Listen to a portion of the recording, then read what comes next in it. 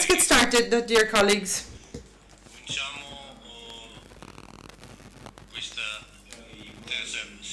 Let's go ahead with the third plenary session,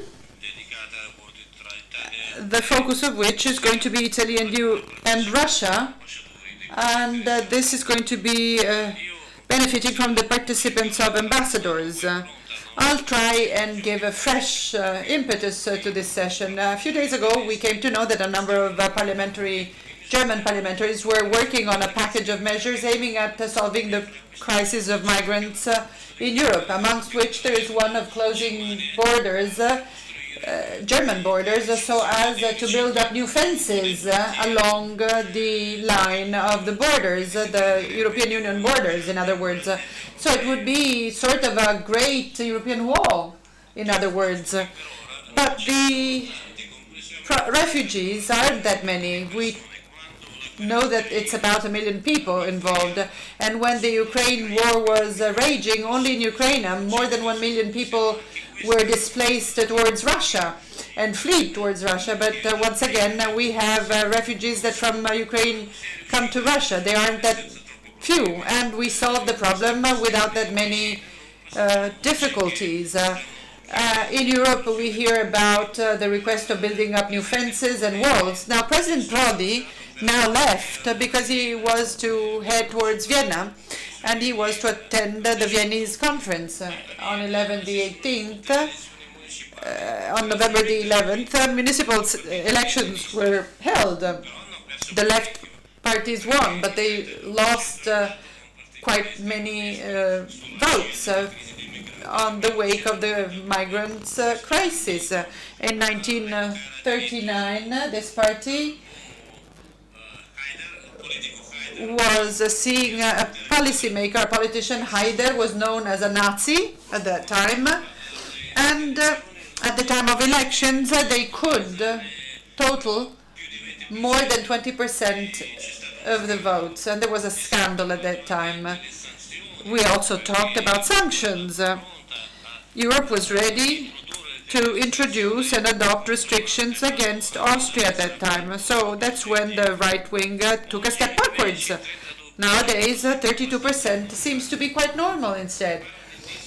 This looks like a very serious aspect, an alarming one, which requires some pondering upon. And if we want to talk from this viewpoint about integration, let me say that Russia stands as an example.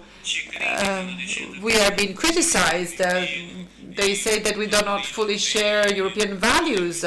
We tend to joke about things such as political correctness. But what happened in Russia makes it impossible that radical parties like that will ever exist. We are often accused of insufficient democracy, of lack of democracy, whilst what exists in Russia is a great experience, historical experience of life together of different ethnic groups in a huge Asian space. And whenever we talk about migration and migratory flows, this is something that needs to be borne in mind because it's an important aspect. So as I was saying, in no country of the former ex-Soviet Union things like this exist. Maybe only in the Baltic countries this may be happening. So is it ever possible, I wonder, to erect a wall to protect ourselves from many such migration flows? No. This is my answer. This is not possible. The experience of Eurasian countries, Russia included, tells us, or rather offer us an example, and the example is that we shouldn't enclose ourselves behind walls. We shouldn't protect ourselves behind walls. We talk about Trans-Pacific and Transatlantic partnership. We talked about parachuting. So let me say that a few days ago, President Obama said that if there is someone thinking that they will set up and establish the rules of the Trans-Pacific Partnership, he's wrong, because it's going to be the United States that will dictate any such rules and establish the rules. So I believe that it's rather appropriate to try and consider our own contributions and lines. And now I'd like to pass the floor to the ambassador of the Russian Federation in Italy.